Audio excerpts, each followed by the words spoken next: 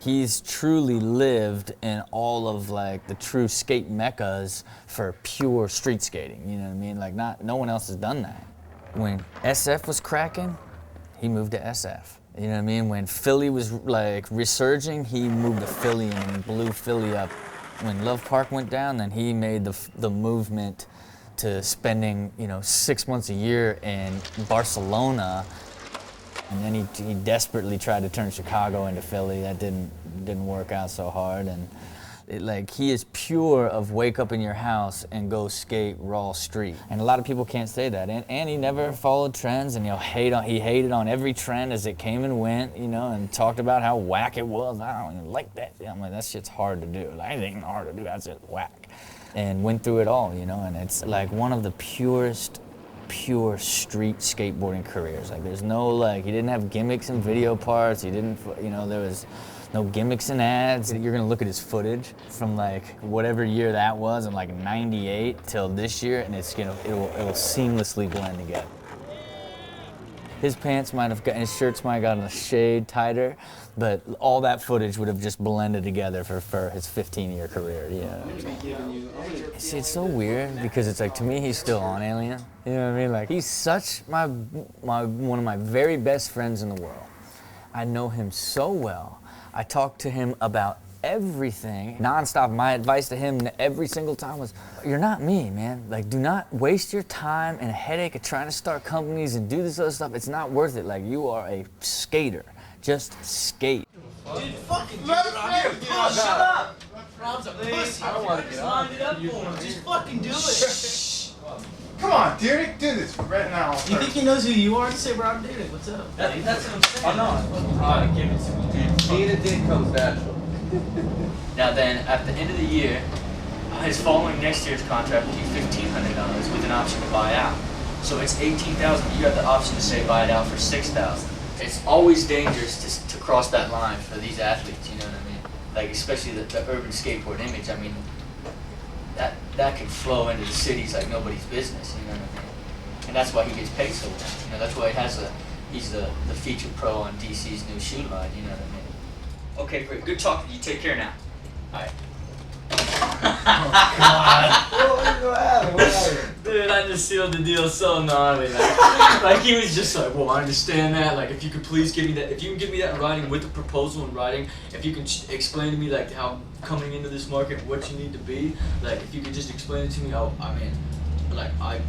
we could take it to the powers that be, I know we can make it happen. If we can make it happen like that. I was like, all right. Do you remember the name he told him? Mike Johnson. Mark Johnson. Mark Johnson. I better write that down. We won't.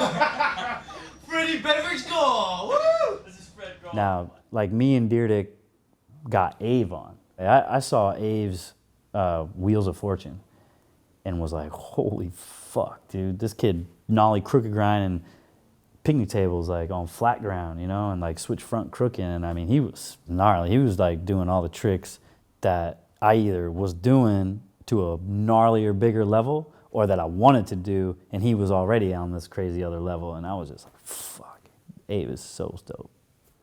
Well, I feel like the workshop was always known to not have people living by each other, but everyone clicked, and everyone got along, and when we hung out or went on a road trip or it was mad fun.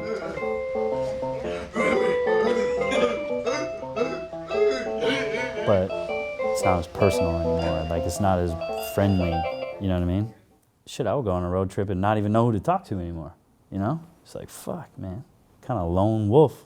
I understood his position. When that new tier was sort of being rebuilt again, he just lost his voice in that, And I think for him, as he became more and more alienated, so to speak, it just started to wear him out. Did you disagree with anything that Dill or Bill said in Dylan's episode? Well, he used the wrong word, because upriver is usually fucking in jail. Upstream. Okay, yeah, upstream, downstream. But I don't know what he was getting at, you know what I'm saying? Because he said, when I left the workshop, it became less upstream or upriver. To tell you the truth, if anything, I think it's a little bit more uptight now. You know what I mean? And I'm not really the uptight dude, you know? And so I left a company that I thought was getting like more uptight, more focused on fashion and accessories, and you know, I'm just not really a part of that. Like, I'm not with that. Like, you can tell in my video, or in my video part, it's completely different than the rest of the video. You know, they're going on their way, and they're like, you know, whatever type of music that those dudes are going for in their direction, and just like, that's not me, you know?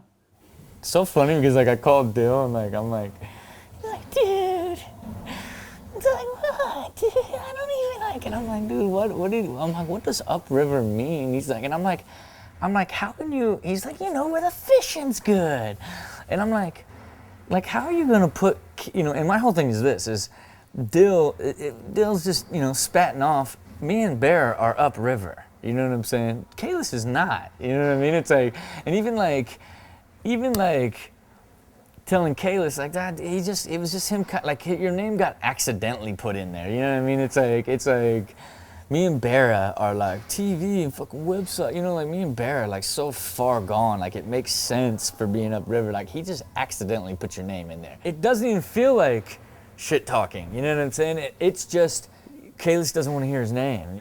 You don't want to be lumped in with me and Barra. You know what I'm saying? It's like, you don't, like, you know what I'm saying? If you were fringe close to me and Barra, maybe, but like, he's a purist. You know what I mean? Like, our problem with Kalis, DC video, Alien video, you name it video, he's done a year before everybody, like crying about like where a deadline's coming, we're losing our minds, paranoid, like freaked out, like hopefully we push this thing, like, and he's like got 9 minutes of footage and he's mad about like something being cut out, you know. And he's also a dude that's on the Slap message boards like all day, like he's a, you know what I mean, like he's in it, man. He like, he's in it with the shops, he's in it on the message boards, he's in it with like anyone that wants to talk about it. He'll break down, he'll hate, he'll come around, you know what I'm saying? He is a skate rat. Like, I feel like, shit, I rode for the workshop for 13 years. Like, I know the Alien Workshop. I know it. Like, I live it. And it just wasn't there anymore. To me, I realized that there was nothing personal about it. Even though I had a personal relationship with the owner, you know, or Dyrdek, there was nothing personal about my position at the workshop. And I just kind of felt like I was floating, doing nothing. There's no personal graphic, there's none of that stuff, you know? Kind of over it. 6 months before I quit workshop, me and Mark Appleyard were actually toying with doing our own board company. And I mean, the only thing we didn't have was a name. I mean, there was people ready to do it, you know? And me and Apple's like, we were gonna have our own shit. But then what happened was Apple's wasn't ready to like take on the responsibility. He just didn't want to, you know? And I get it. I'll take on responsibility, I don't give a shit. But it just ended up not working out. So I was talking to Stevie about it one day and I was like, yeah, man, you know, me and Mark are been talking about doing the company for a while. But I'm not sure if we're really gonna do it. So I don't really know I don't know what I wanna do. I'm like, I don't really wanna ride for the workshop anymore. But I don't know. I don't know what to do. And then he was like, damn, yo, maybe we should do something, you know, blah, blah, blah. And I was like, actually, you know what, bro? Why don't you put an old fucking original DGK homie, white boy, on DGK? And he was like, who? I was like, come on, dog, you know what I'm talking about. He was like, say the word. Let's go. I was like, that's what you want to do? He was like, yeah, fuck it. I was like, how much you want? He told me, and it wasn't even a question. It was just, let's go. I thought that was really something that me and Josh both deserve. I think it's really, really cool on my end for me to own a company and have the person that saved my career skate for my company. So I don't really look at it like it's my company. I look at it like it's a situation that was put in front of us through the grace of God. Everybody knows the story. Everybody knows that I came from shit and Kalis hooked it up. And for me to get laughed at for doing a company that people said wouldn't work, and for it to be so successful that my mentor skates for it, it's priceless. It wasn't even, Josh could have said I want $20,000 a month, and it still wouldn't have mattered because it's a priceless, epic situation that you can't buy that shit. It's crazy, yo. And that's my man, yo. He got my heart. Everybody don't get on the team like that. And he gets a nice check, you know what I mean? So He reps it pretty hard.